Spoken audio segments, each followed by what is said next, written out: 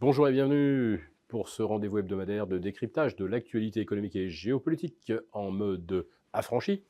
Je salue tous les abonnés de TV Liberté pour cette chronique que je vais intituler C'est pas la dette qui m'inquiète, c'est plutôt BlackRock qui m'embête.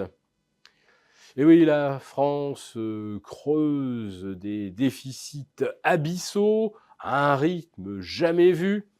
On en est maintenant à 154 milliards pour l'année 2023. On est très très loin des objectifs. On voulait ramener la dette à 4,9, elle ressort à 5,5 ou 5,6. Ça va être encore pire en 2024, puisque 1, la croissance ne sera évidemment pas celle que le gouvernement a retenue comme hypothèse pour calculer la balance dépenses-recettes fiscales.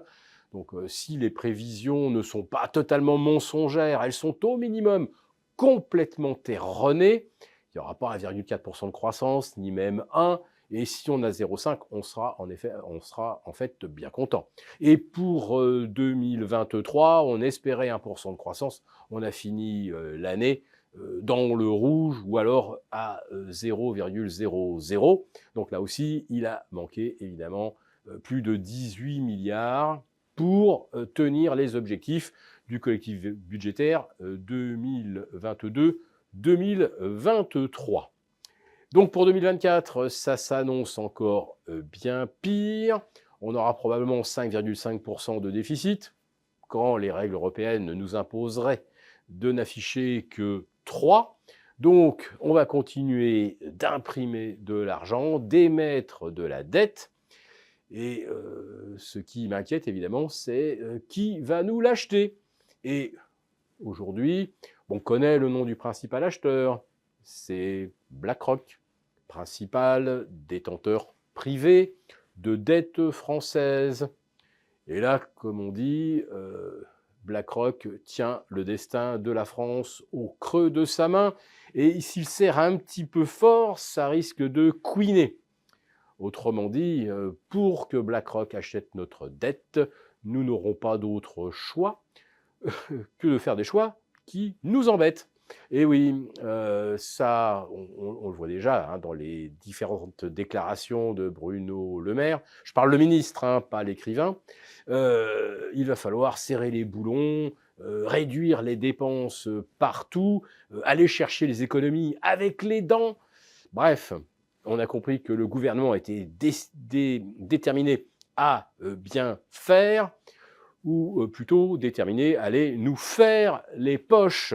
Et comme d'habitude, il ne sera demandé aucun effort, ni aux multinationales, ni aux milliardaires. Et on s'écharpe actuellement dans le gouvernement pour savoir si on doit ou non finalement exclure complètement l'hypothèse de nouvelles hausses d'impôts. Alors, monsieur le maire, le ministre, n'en veut pas. Peut-être que Bruno l'écrivain, lui, trouverait qu'il ne faut rien s'interdire, en tout cas ne rien s'interdire. C'est exactement ce que dit Yael Braun-Pivet,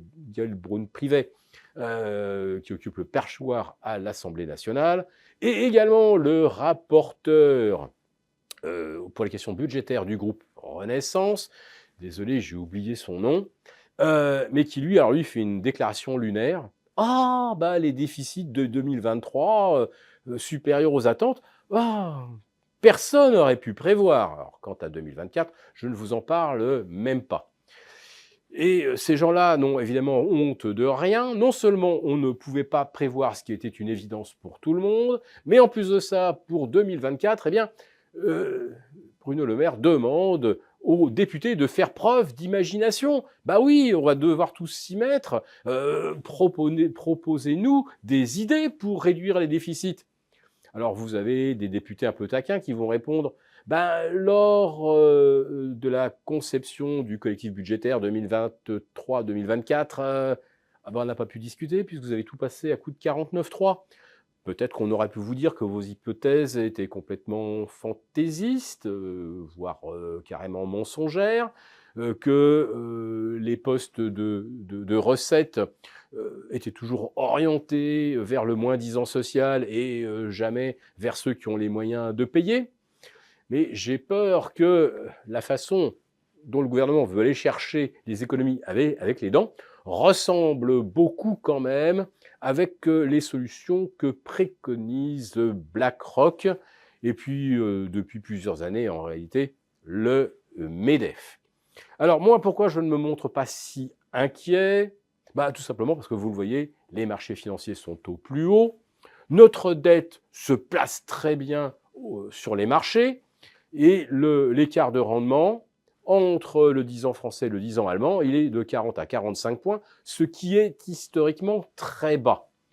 Autrement dit, ce qu'on peut craindre au pire en cas de dégradation de la note par Standard & Poor's, Fitch ou Moody's, c'est que le spread remonte un petit peu au-delà de 50 par rapport au Bund, mais ça ne va pas fiche l'économie française par terre. Non, ce qui va la fiche par terre, évidemment, c'est de continuer à faire des économies qui ressemblent à de l'austérité dans un pays où on perd 4800 PME en l'espace de 12 mois, où le nombre de chantiers de construction a été divisé quasiment par 2, et où les Français qui ont bien compris qu'on va venir leur faire les poches dans les prochains mois, commencent déjà à épargner, c'est-à-dire à restreindre par avance leurs dépenses, ce qui évidemment ne va qu'accroître et aggraver un processus de récession. Mais les marchés, eux, leur carburant, c'est la dette et ce sont donc les déficits qui explosent partout et notamment aux États-Unis. Pour vous remercier de votre fidélité, vous pouvez télécharger gratuitement, en cliquant le lien ci-dessous, mon rapport spécial vous expliquant comment réduire légalement les impôts sur vos plus-values boursières. Merci et à bientôt.